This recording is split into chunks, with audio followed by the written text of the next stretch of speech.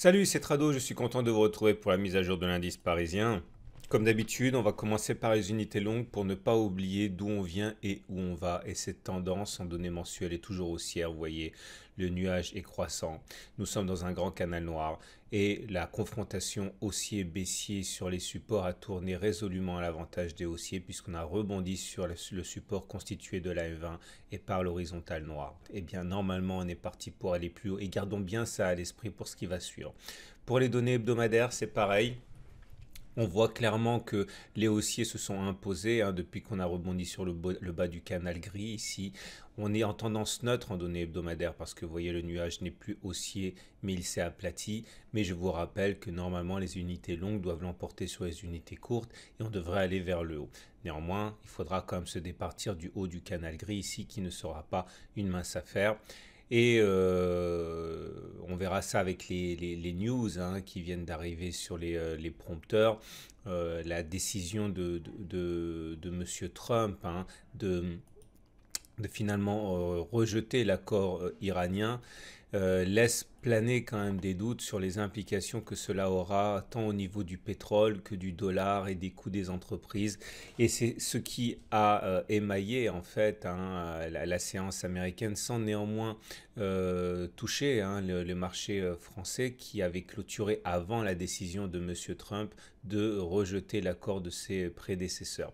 Alors du coup, si on s'en tient uniquement à ce qui s'est produit sur le CAC 40, la séance a été assez molle. Bon, il est vrai qu'il y a beaucoup d'absents en ce moment en France avec les jours fériés, mais le CAC a pris une pause à 0,7%. Mais ce que ne montre pas cette séance de reflux à 0,7%, c'est la victoire psychologique des haussiers, puisque vous voyez, en cours des séances, on est allé beaucoup plus bas, mais on a finalement rebondi une fois de plus sur la moyenne mobile à 7 jours, laissant ouverte la possibilité d'une nouvelle confrontation sur la zone des 5540-5620, qui est notre zone de résistance. Alors si vous découvrez l'analyse technique et surtout si vous découvrez mon site comme il y en a tous les jours, voilà la situation.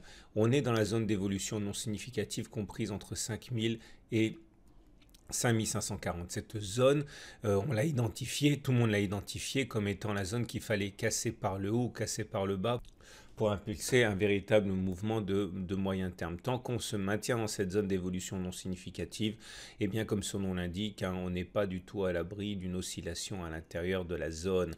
Alors du coup, effectivement, il faut comprendre la psychologie des marchés. L'idée, c'est que au niveau des fondamentaux, on est pas mal. Au niveau des fondamentaux, on est même plutôt bien. On est même à 80% d'entreprises qui ont donné des publications supérieures aux attentes.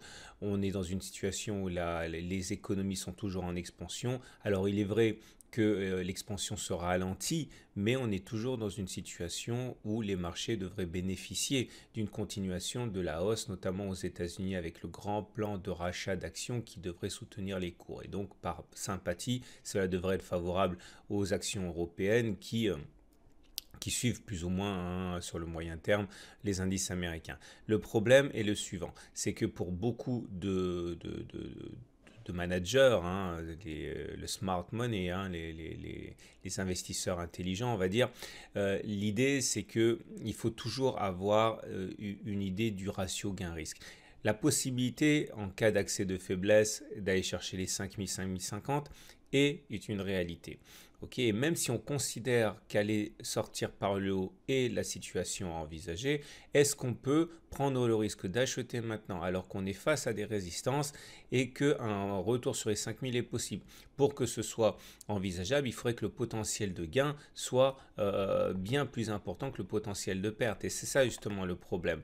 Le problème, c'est que là, on risque de perdre 500 points. Donc il faudrait, pour prendre le pari, qu'il y ait une forte probabilité qu'il y ait au moins 500 points à gagner. Ça veut dire qu'il faudra aller chercher au moins les 6000. Est-ce que la probabilité d'aller chercher les 6000 est aussi importante que la possibilité d'aller chercher 5000? Non, parce qu'on est face à des résistances très importantes quand même. C'est une falaise. Et donc c'est pour ça que ça achète. Ça achète parce que on peut toujours aller chercher les 5560, on peut toujours aller chercher les 5620, mais ça achète pas massivement parce que beaucoup se disent qu'il vaut mieux attendre éventuellement un reflux pour acheter et viser les 6000. Alors le reflux, il pourrait nous amener jusqu'où? Eh bien, il pourrait nous amener jusqu'à la Tenkan, c'est une évidence, plus probablement jusqu'à la M20. voire même jusqu'à la ligne de coup ici. Et là, effectivement, on se retrouvait dans une situation où certains envisageraient davantage d'acheter car le ratio gain-risque serait plus intéressant. Donc, est-ce que la tendance elle est haussière?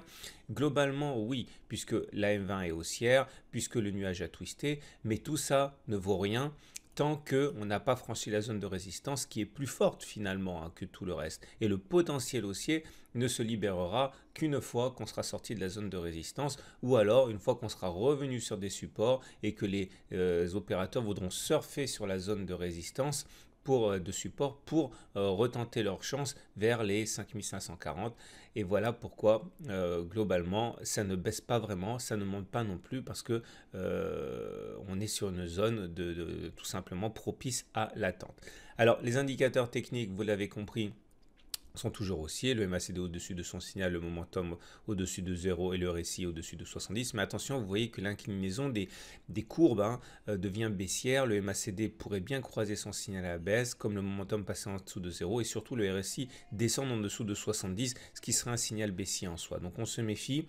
Regardez la forme de la bougie du jour qui est plutôt haussière en fait, mais j'insiste, ça n'intègre pas le tweet ravageur de M. Trump qui a déclaré justement après la clôture des marchés européens qu'il allait remettre en cause l'accord iranien. On est allé faire une messe basse très très longue, ce qui montre bien la chasse au sol. Voilà ce qu'on pouvait dire. Regardez les données horaires. Comme d'habitude, c'est complètement déconnecté de ce que je dis par ailleurs. J'aimerais voilà, épurer aujourd'hui, puisque pour moi, à présent, on a les 5485, 5538 qui constituent globalement notre zone de dérive latérale. Tant que l'on se maintient à l'intérieur, bon, on a éventuellement 5532 qui pourrait provoquer une impulsion haussière, la cassure des 5496 qui pourrait provoquer une impulsion baissière, mais la vraie impulsion baissière, ce serait en cassure des 5485 qui nous amènerait sans doute vers la M7 journalière, ou alors la cassure des 5538 vers le haut qui nous amènerait vers la prochaine résistance journalière qu'on a identifiée à 5567. Voilà, je vous souhaite une excellente journée et je vous dis à demain pour la mise à jour.